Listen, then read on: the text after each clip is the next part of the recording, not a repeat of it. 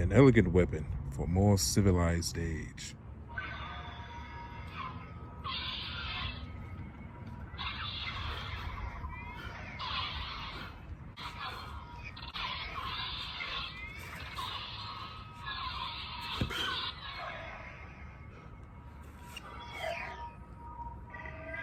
Hey, what's up, y'all? Marjack79 here. We are back again today to talk about the Star Wars The Black Series, The Mandalorian Darksaber, made by Force FX Elite. Very excited to get this in. Hasbro, Star Wars, you gotta love it, man. So, funny story. Last year, if you've been following my channel for quite some time, you know that I got the Legacy Darksaber from Hollywood Studios at Walt Disney World. And before I got it, there was multiple trips to Disneyland and Disney World that I completed while hunting for this saber, and I was unable to secure it. So throughout my frustration, I went to Entertainment Earth and I pre-ordered this saber, and I completely forgot that I had pre-ordered it when one day, a couple of weeks ago, I looked at my bank account and it was $250 had came out of it. And I was like, oh God, what is that? So I went back through my email and I had remembered that I pre-ordered this out of my frustration. So I was like, ah, crap. Well, it's already done now. Might as well go ahead and get it. So here it is. The box looks amazing. It really does. Pictures of the saber here. And I can already tell you, based off the box design here, it's already more accurate to how the saber actually looked in the show. You got Moff Gideon and Mando at the top there.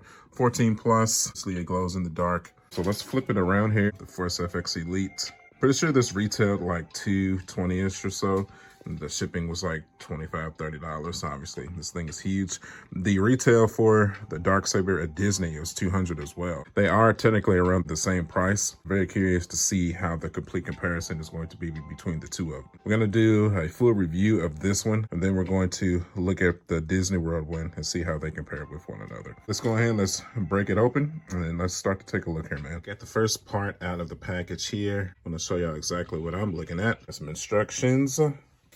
Looks pretty cool. Oh, we got the hilt here. It looks good. Already looks vaguely similar to the Disney World one. This looks like maybe a hilt piece as well. There's obviously the blade here. This looks like the stand. The stand is pretty sweet. That's pretty cool right there. Let's cut these open, get out the hilt and the blade here. And we're back, man. So let's go ahead and start with the comparisons. The Disney World one to the Hasbro Black Series.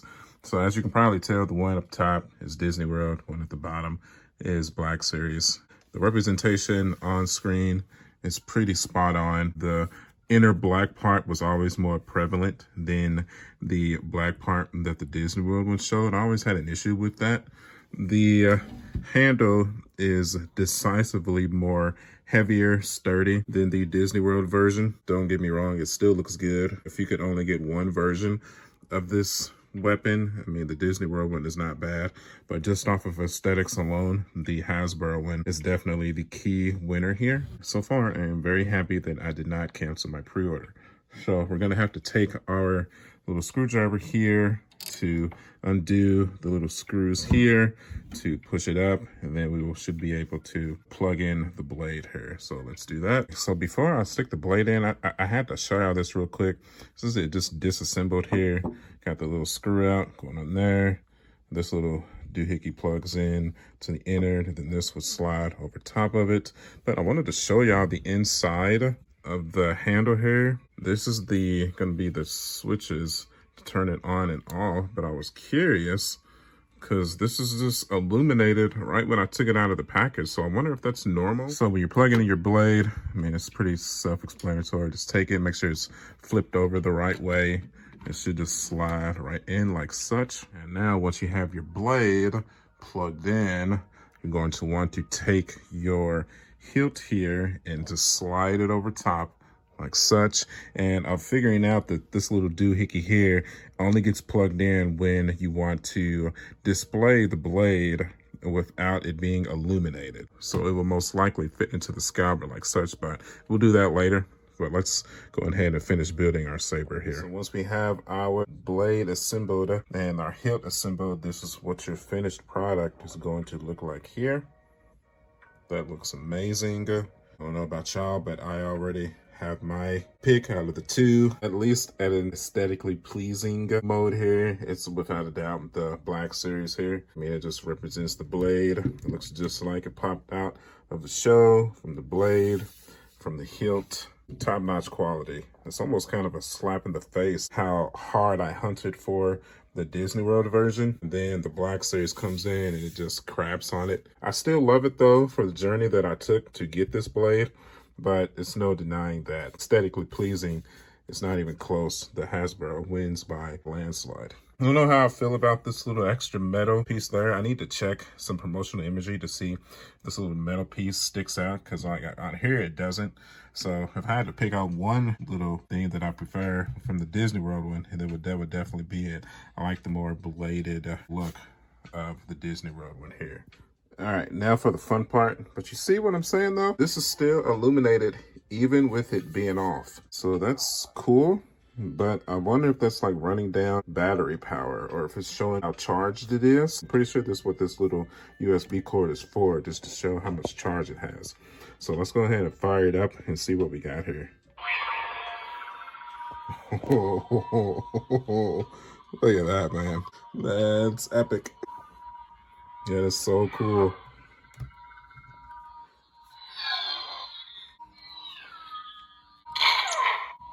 So this little button here, like if somebody is shooting a blaster at you, that's what that's gonna do. Oh, look at that. Very nice.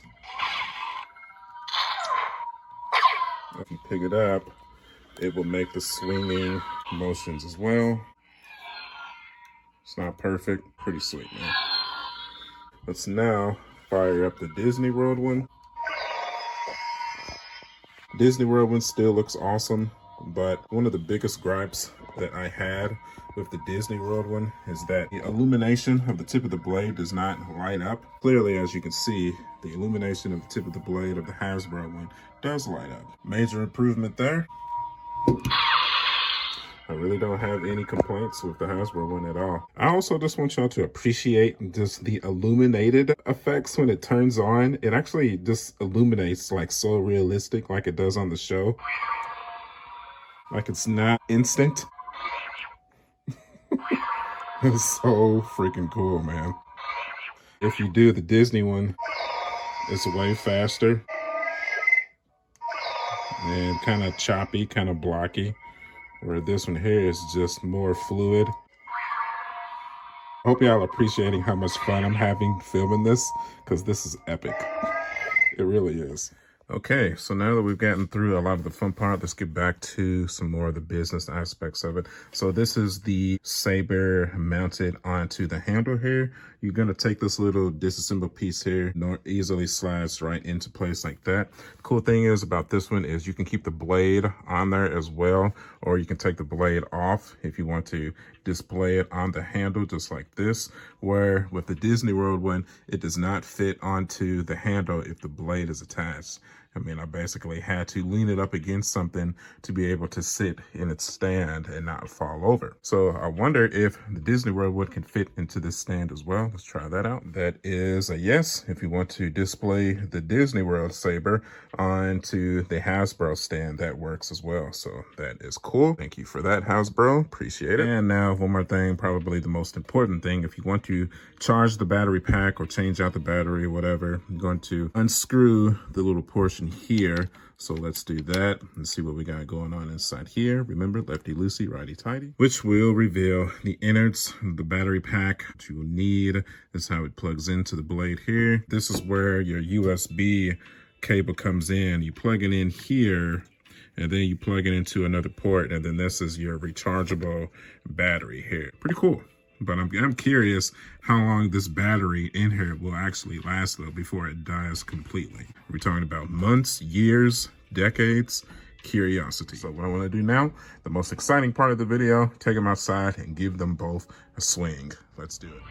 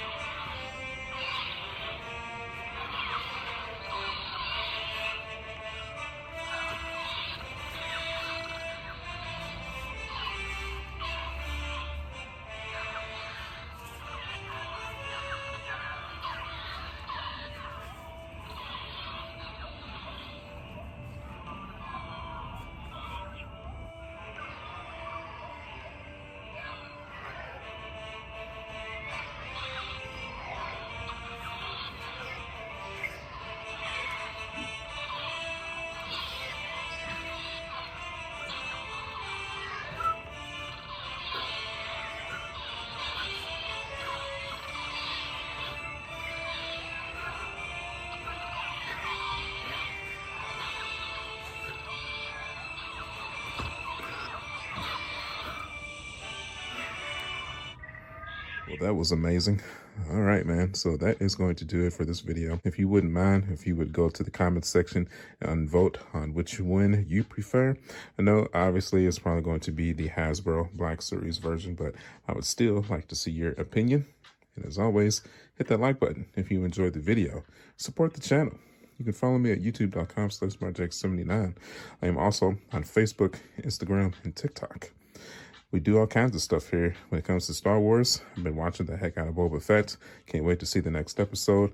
That's a pretty good timestamp for this video because we are all expecting a certain someone to make his appearance on the next episode of Boba Fett. Cannot wait, man. So, alrighty, that is going to do it. And as always, I will see you guys on the next one. Catch you guys later.